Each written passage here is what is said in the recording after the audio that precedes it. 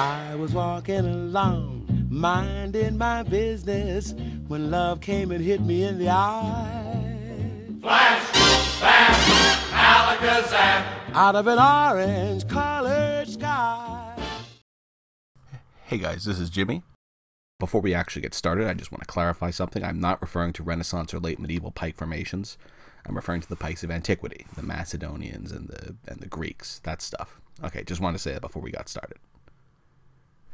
So, the Macedonian phalanx was an outgrowth of the Greek phalanx. It shared many characteristics with it. It was developed by Philip II of Macedon, who you might remember as being the father of Alexander the Great, that guy who conquered everything relevant between Macedon and China. Now, the Greek phalanx consisted of heavily armored men with large round shields and spears who would gather together in a tight formation. They would overlap their shields, right, and make it very difficult for enemies to attack them effectively. And if anyone did attack them frontally, they would face many spears at once because, they're all packed together. They have the long spears that go out, right?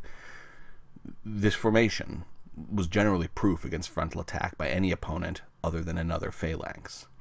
Okay, well, the Macedonian phalanx was similar in principle, but it had two major differences.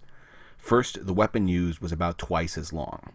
The Sarissa pike was something outrageous, like 18 feet, 5-ish meters long. The shield was also much smaller. It was more like a buckler than a proper shield. It was strapped to the arm so that the pike could be held in both hands. Now, this formation was similar to the hoplite phalanx, the Greek phalanx, but because its weapons were far longer, it was even more difficult to attack frontally. It could even defeat phalanxes in such circumstances. Here's the thing, though. Much has been said about the Macedonian phalanx's ability to simply roll over any enemy that they faced frontally. The fact that they have so much reach and can essentially defeat enemies, with spears and swords effortlessly because they have reach, and reach is king in battle. There's actually no proof of that at all.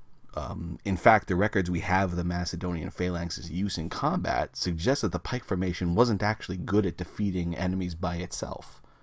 It was used for fixing the enemy in place, so that the Macedonian cavalry could sweep around the flanks and attack the frustrated enemy, and then rout him, right? That's what Alex did. Alexander the Great, he would know, I guess. But I have a few examples, so I think they'll show my point. This is just my opinion, but I feel that I have a pretty good case here. So the first is the Battle of Heraclea, which was the year 280 before Christ.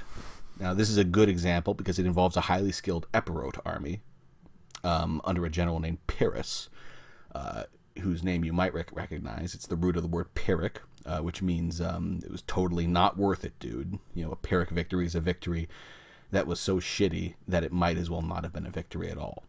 So you had the battle between Pyrrhus and the Romans. Those Romans, yes. Now, Pyrrhus wasn't Macedonian, but at the time his armies fought in the Macedonian fashion with the Sarissa and the buckler, all that stuff. His army also had elephants. So Pyrrhus's army engaged the Roman troops after some initial skirmishing and some cavalry action, and the two forces basically pounded against each other for hours. Now, bear this in mind. These were pre-Marian Roman legionaries. They weren't the super professional force that we think of now, but they still had more or less the same basic stuff. They were just not all, how do you say it?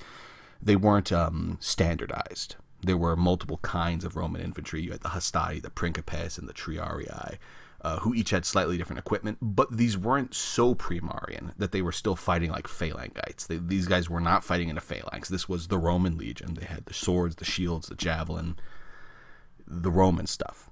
Okay, these guys with short swords fought the Epirotes, who had 18-foot-long pikes, for hours. Hours. The Romans supposedly launched 7 attacks against the Epirotes, and the Epirotes launched 7 attacks against the Romans, and neither were capable of routing each other. Finally, Pyrrhus released fucking elephants into the Roman lines, and that was finally enough to get them to run away. But what does this tell us about the phalanx? It couldn't just roll over a bunch of guys with a bunch of swords, right? Some accounts have Pyrrhus as holding numerical superiority in terms of infantry at the time, and still he couldn't just roll over these guys with swords and shields.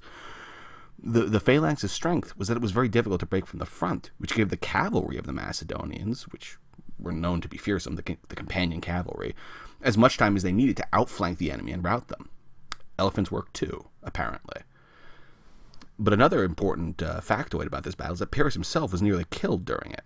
Right? The Romans killed a guy wearing his armor, but he had exchanged armor with one of his friends because he figured they would probably be targeting him, and then he revealed that he was still alive and the army didn't rout. Important, though, that this was not like just, the Epirotes laughing at the Romans trying to attack them for 4 hours. The Romans almost killed their commander, who presumably was on a horse, not not fighting in the front of the army.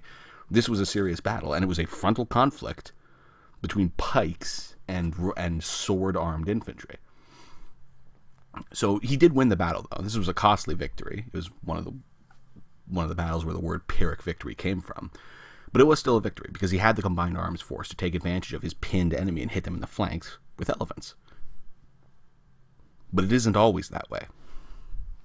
And when it isn't, bad things seem to happen. Let's jump over to a different battle, a century later, the Battle of Pydna in 168.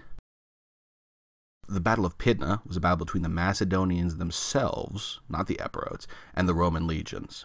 Now, this one was a real doozy, because the Romans at this time were outnumbered almost 2-1, and they ended up, after some initial stuff where the cavalry fought each other, they were scouts, but they ended up getting caught fighting uphill against a numerically superior Macedonian phalanx. Now, the records of this battle are pretty hilarious. The Romans were gradually pushed down the hill. They weren't actually killed in large numbers or routed, though. They were just being pushed slowly backwards. Roman officers became so frustrated that they started tearing their clothes up. One guy grabbed his company standard and physically threw it into the Macedonian lines, screaming for his men to, go recover the standard, you pussies. And it failed. The Romans continued being pushed down the hill for hours, and they couldn't get their flag back, and it was probably very embarrassing for that officer. Eventually, however, one part of the Macedonian line advanced further than the rest, which gave the Romans an opening to send a detachment of men to attack the phalanx from the flank. The overextended part of the phalanx, you understand. This immediately caused the entire Macedonian formation to collapse, and the Romans carried the day, captured the enemy commander, routed his army, won. This was a battle in which cavalry played very little part, and it was purely a contest of infantry. And this time, despite having the advantage of terrain, superior numbers, and it being a frontal engagement, the Macedonian phalanx lost because they had no way to actually finish the Romans off. They didn't have any cavalry or elephants. The Romans were able to just fall back until the Macedonian line started to disrupt itself and advance unevenly, and then immediately struck them where they were exposed, routed the entire formation. What does this mean? Well, I'm not that smart of a guy, but what this suggests to me is that a lot of people who write about this kind of pike formation have an incomplete picture of how it was actually employed. Macedonian pikes were not unstoppable juggernauts that crushed every infantry unit in their path, unless they were dramatically inferior in terms of armor, equipment, or training, like the Persians. Then that could happen. But no, they were more like a defensive unit than an offensive one. They would take a position and hold it, or they would advance the enemy and then hold them in place, maybe at best driving the enemy slowly backwards. That way the enemy would grow bogged down, and then they could be outflanked, and hopefully routed by cavalry or other infantry or whatever.